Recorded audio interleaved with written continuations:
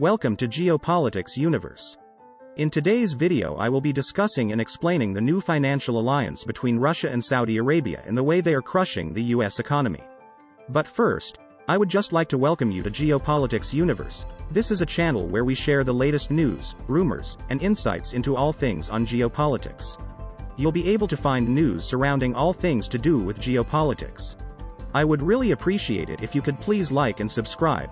Also, I just wanted to announce, as we are a new channel which is growing by the day, we will be launching a giveaway for a $50 Amazon gift card. All you have to do to enter is like and subscribe.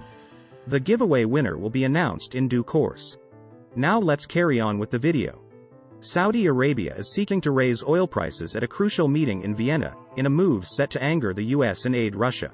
Riyadh, Moscow and other producers are poised to announce deep cuts at a meeting of the OPEC Plus cartel on Wednesday, according to people with knowledge of the discussions. The size of the cut is still to be agreed, but Saudi Arabia and Russia are pushing for reductions of 1 million to 2 million barrels a day or more, although these could be phased in over several months. The reductions would probably trigger US countermeasures, analysts said. This is not the Saudi Arabia of old, and the US has maybe been a little slow or unwilling to acknowledge that in energy matters, said Rod Al-Qadiri, an analyst at Eurasia Group. If they want a higher oil price, they've clearly indicated they're going to pursue that, even if it results in a tit-for-tat response from the US.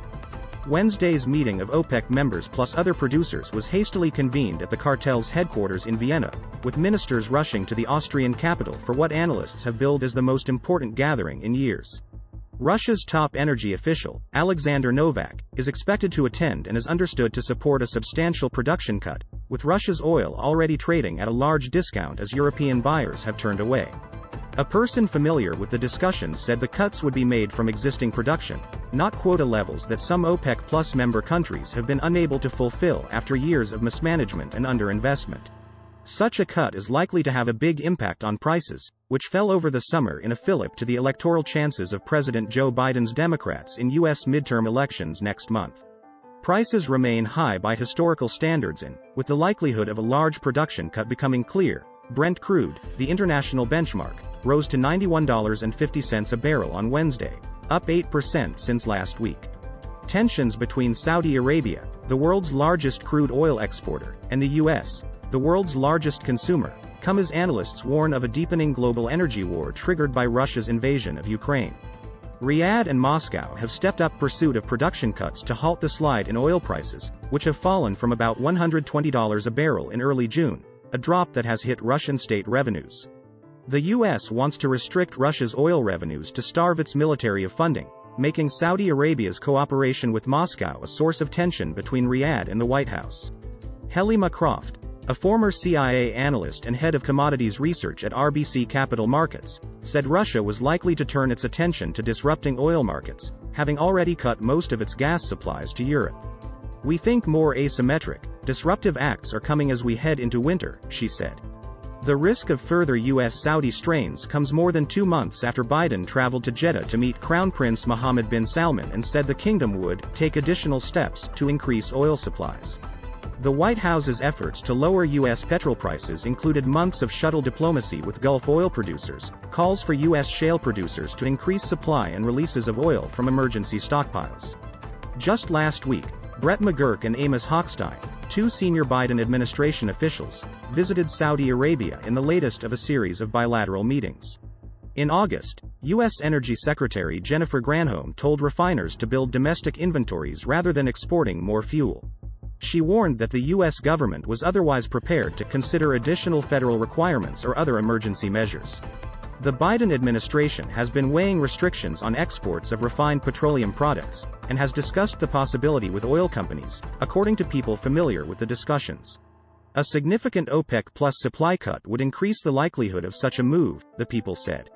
The U.S. oil industry's main lobby groups on Tuesday urged Granholm to disavow any potential restrictions, warning they would further drive up prices in the U.S. and internationally. During a briefing with reporters, White House Press Secretary Karine Jean-Pierre said the administration would not comment on any OPEC Plus moves in advance. She added that the U.S. would focus on taking every step to ensure markets are sufficiently supplied to meet demand for a growing global economy. Jean-Pierre said the U.S. was not considering new releases from the country's strategic petroleum reserve after selling off tens of millions of barrels from the stockpile this year in a bid to reduce energy prices. But the U.S. and other G7 countries plan to try to impose a price cap on Russian oil sales this year, a move that could lead to lower supplies from the country alongside a tightening of European sanctions against Moscow in December.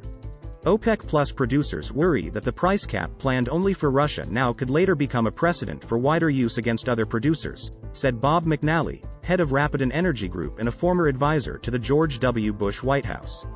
Amin Nasser, the chief executive of state oil company Saudi Aramco, warned on Tuesday that the market was too focused on the demand impact of a possible recession rather than the limitations of current supply. Riyadh has been caught off guard by the thirst for revenge from U.S. politicians. And Saudi officials are hinting at payback, including dumping U.S. debt, that could have huge ripple effects in financial markets and the real economy. Neither side is even trying to hide the tension. After a top Saudi official suggested the kingdom has decided to be the more mature party, a top White House official responded by saying, "It's not like some high school romance here. What happens next is critical. If this decades-old relationship devolves into a full-blown breakup, there could be enormous consequences for the world economy, not to mention international security. This is a new low. We have seen a degradation in the U.S.-Saudi relationship for years, but this is the worst it's been," said Clayton Allen, director at the Eurasia Group. What came next was worse. OPEC Plus announced plans to slash oil production by 2 million barrels per day, a move that briefly drove up oil and gasoline prices at a time of high inflation and infuriated U.S. politicians. Neither side seems to understand each other, Allen said. Riyadh underestimated the severity of the U.S. backlash. And the U.S. assumed we had an unspoken agreement. Fatih Birol, executive director of the International Energy Agency, described the move as unprecedented and unfortunate in an interview with CNN International on Thursday. When the global economy was on the brink of a global recession, they decided to push the prices up, Birol said. Thanks so much for watching till the end. Please like, comment and subscribe and turn the notification bell on so you never miss a video. I would really appreciate it if you do this, as it really helps support the channel. On this channel we share the latest news, rumors, and insights into all things on geopolitics. You'll be able to find news surrounding all things to do with geopolitics around the world and more. Until next time, see you later.